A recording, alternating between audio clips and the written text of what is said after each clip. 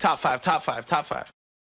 Ladies and gentlemen, welcome to The Countdown, the #1 sports ranking show on YouTube, where we like to rank different topics every single week, and our audience knows we love doing MLB rankings, we love doing NBA rankings, but let's be honest, man. Football is king. We got football right around the corner, so you can guarantee we got some football rankings coming for y'all. Yes, sir. Training camp is on the way. You see us with the quarterbacks on our chest. It's going to be a big season for a lot of quarterbacks on this list, so stay tuned to see who we're going to talk about. Exactly. So last week, we got into the future of the NFL with the top 5 franchise cornerstones.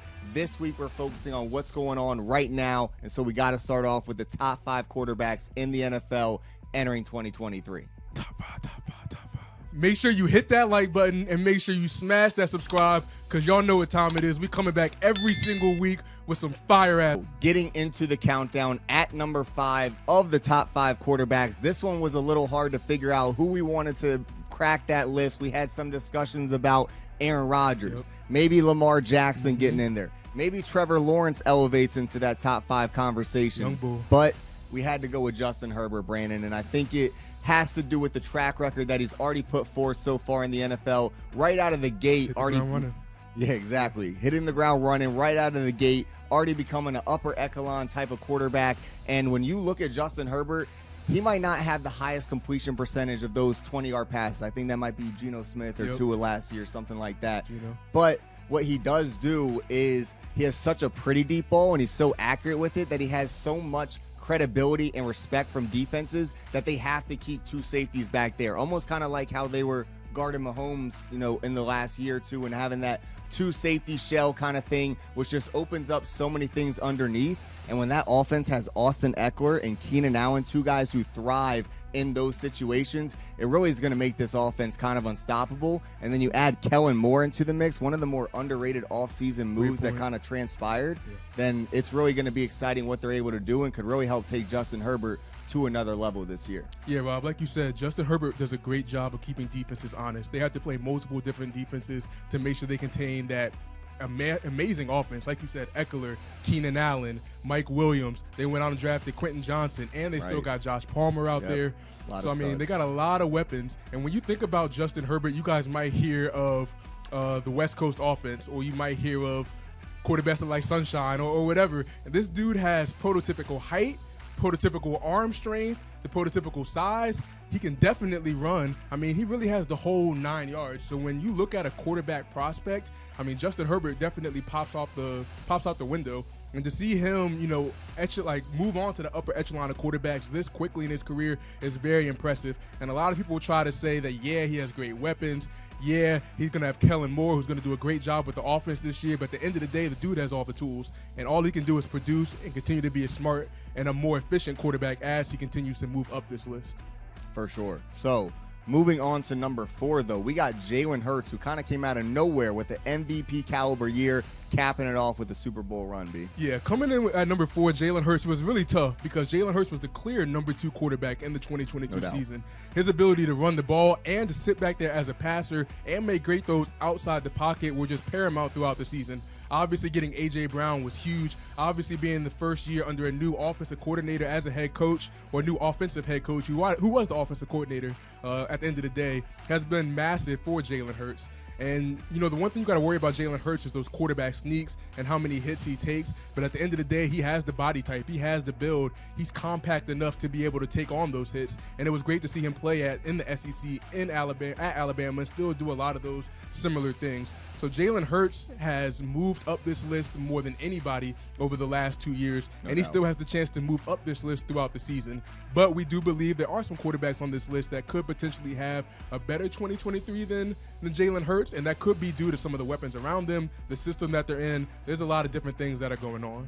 Yeah, I don't have the numbers in front of me necessarily, but I can almost guarantee Jalen Hurts squats more than any quarterback in the NFL, and that's what allows him to thrive in those 4th and 1, third and 1, third and inches situations, they just, you know what's coming. You know they're going to quarterback sneak that bitch, and you know they're going to get it. And it's almost inevitable. I think they're like 97% success rate. It's insane. So basically, it just makes Nick Sirianni's job very easy when it comes to those situations. And it's because of that guy, number one. Doesn't hurt that they have one of the best offensive lines in football as well. They finally gave him a high-quality weapon in A.J. Brown. Devontae Smith now developing into a top-tier kind of player as well. Dallas Goedert, arguably a top-5 tight end as well. So now he has these weapons around him. You're seeing him develop with the arm, too. We know he's got his legs. We know that's going to thrive year in, year out. It's going to be one of the best mobile quarterbacks in the NFL. But now we're seeing it with the arm, too, and that just adds another dimension to his game that can really make him stand out and continue to be a top-5 caliber quarterback.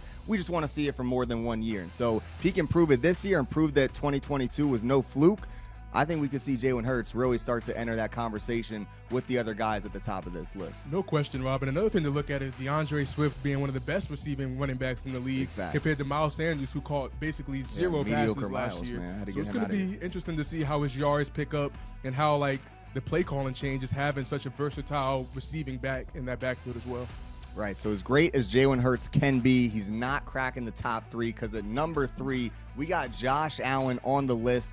And Brandon, I think people forget how good Josh Allen can be. Like, we saw him falter a little bit down the stretch last year. People don't want to acknowledge it, but an elbow injury did contribute to that. But when Josh Allen is fully healthy, and he has the body type to be healthy for a lot of these seasons upcoming, you can't probably identify anyone who can play at a higher level. And I don't want to disrespect the guy who's at the top of this list, but if you're telling me everyone has their A-plus game, they're bringing the best that they can possibly play, I'm probably taking Josh Allen over anyone because he can do it with his arm, he can do it with his legs, and he can do both at an extremely, extremely high level. And we saw it play out in some playoff games in the past for Buffalo. That team obviously is coveting or craving that Super Bowl victory upcoming, and Josh Allen seems like he's going to be the guy to bring it to him. Josh Allen is a scary, scary, scary sight. And the only thing Josh Allen really needs to work on is turnover-worthy plays. Facts. He's turning the ball over way too much, whether it's fumbles, whether it's interceptions. I think he fumbled the ball like 14 times last year, but they recovered, only lost 5 of them. But dropping the ball 14 times is ridiculous. Throwing all those picks is ridiculous. And it always winds up showing in the postseason, which is the most unfortunate part of the whole situation.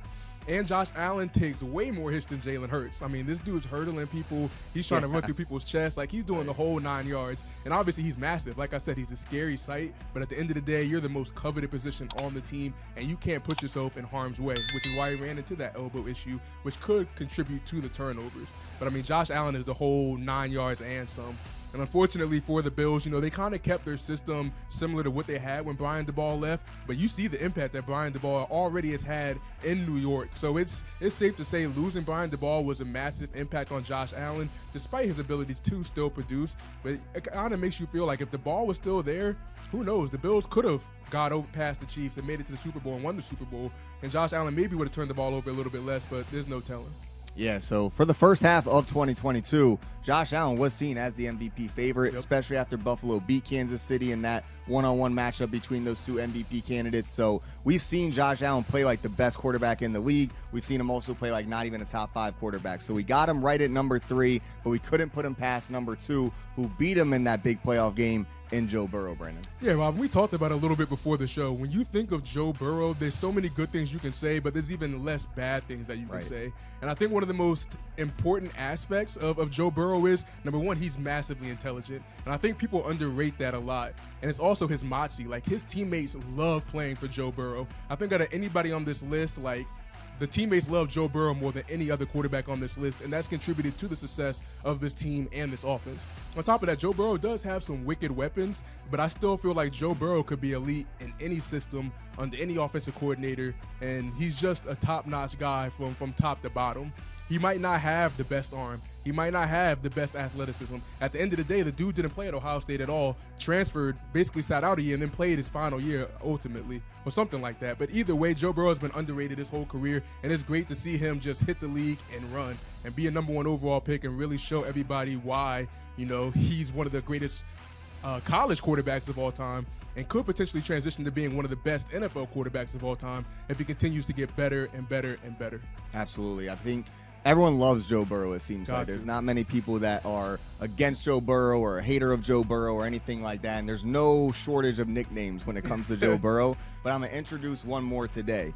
I think one that sticks out the most to me, or what defines who Joe Burrow is the cerebral assassin. I think he's so good at understanding, like what you talked about with the IQ aspect of the game, understanding where the defenses are, where his guys are going to be, and picking out what the best receiver, who's going to be open, all those sorts of things, just picking defenses apart from the pocket, something that we haven't really seen since the Peyton Manning, Tom Brady kind of days. And he's bringing that kind of old school type of quarterback play back into the NFL, but he's also bringing some mobility to the play as well. And like escaping tackles from the pocket, making moves, running for first downs when he needs to, especially in that big AFC Championship win that they got a couple years ago. So we've seen him have success with his legs, but what he does with his arm is really what's going to carry him to success, and really what could be what is the difference in the Cincinnati Bengals finally getting over the hump and winning their first Super Bowl in franchise history as well. Yeah, there's some players that people don't understand why they're so good, and some people are just great football players. And Joey Football is literally just an amazing football player overall. Nickname number 23 right there. So moving on to number 1, though. We like to have a lot of controversy. We like to have, a little shock factor. But what we like more than anything is to have credibility. We want you, the viewer, to come to the countdown and know you're going to get quality rankings that's accurate, that's as good as we can be. And any quarterback ranking that doesn't have Patrick Mahomes number 1 just doesn't have the credibility that it needs to, because even Joe Burrow, number 2, said it himself. Patty Mahomes is number 1 right now, and he has the evidence to prove it. He's got the accolades, he's got the stats, he's got the MVP trophies, and he's got the Super Bowl victories. There's really nothing he doesn't have on his resume, and it's scary to see that he's only done this over 5 years. In 5 years, it's been AFC Championship overtime loss, Super Bowl victory, Super Bowl loss, AFC Championship overtime loss, and Super Bowl victory. Like literally the earliest that he will get eliminated is in overtime of the AFC Championship. And so when you have a player who's just that successful year in and year out, even during his down year of 2021, he still made it to the AFC Championship game and was basically a play or two away from making it back to the Super Bowl. Sky's the limit for him. Yeah, 100%, Rob. And the thing about Patrick Mahomes is a lot of people doubted Patrick Mahomes coming into that 2022-2023 season. They were worried about that receiving staff that was led by Juju Smith-Schuster. And they're looking at some rookies out there, and they're thinking Marquez Valdez-Scantling is going to be your second best receiver. Yeah. How can this dude be how can he produce as much as he has in the past? Obviously losing Tyreek Hill, who's clearly a top 5 receiver in the NFL, also had a massive impact. But Patrick Mahomes is that special. It's the arm angles, it's the moxie, it's the little quick jukes and all that extra stuff. Like, the dude just has the full package. Him and Andy Reid are like Batman and Robin, Jordan and Pippen. Any duo that you can name, they're one of the best 2 duos of all time as a head coach and quarterback. I'm throwing Kelsey in there. Yeah, got to throw Kelsey in there as a trio, trifecta. Unfortunately, like we said, Tyreek Hill's out of there.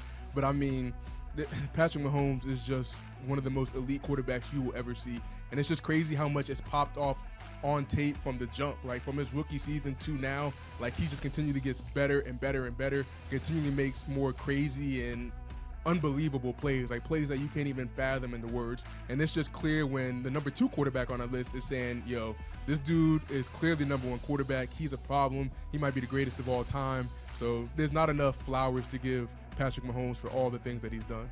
Right, and you said how the mental aspect of the game kind of gets underrated when it comes to Joe Burrow, which I definitely agree on. And I think the competitive side of the game goes a little under the radar as well. And we saw in that Netflix documentary of Quarterback how competitive Patrick Mahomes is, like when he was dealing with that ankle injury and how he just would not quit on his team. He was going to make sure he does whatever it takes, even putting his body on the line to go out there for his guys and compete as well as he could and just do everything that he can do. And we saw how that played out. And then also just making sure when it came to playing the Bills or the Bengals, saying how, I think we match up against the Bills. I think we could beat the Bills more or less difficult. But playing the Bengals, they're talking shit. I haven't beat them yet. Like, that's the challenge I want to make. And I think that competitive mindset is really what's going to be what takes him over the top and is going to allow him to at least pursue Tom Brady's greatness and in the chase for being the greatest of all time. Yeah, and the great thing about Patrick Mahomes is despite all the fame, despite all the notoriety, like, he does shows like the Quarterback, like the Match, and it just shows how competitive he is, and the way that he talks and the way that he carries himself is just magnificent to see from one of the most famous and one of the most rich people in the world. So, I mean, this dude is just really special all around. Right, and I think the league is just in a special place all around as well. We got some great quarterbacks in the league. These are the top 5 quarterbacks in the NFL going into 2023, and we're really excited to see who you think are the top 5 quarterbacks, because there's a lot of people you could throw on the list, a lot of different orders that you could put in, so leave those in the comments as well. Definitely let us know what you guys think. We're going to continue to pound out these episodes, and these top 5 quarterbacks, you can see definitely probably 2 out of the 5 in the Super Bowl potentially, so keep your eyes on these guys and potentially put your bets around teams that these guys are leading. Yeah, so we got another controversial top 5 next week, and we'll see you then. Peace.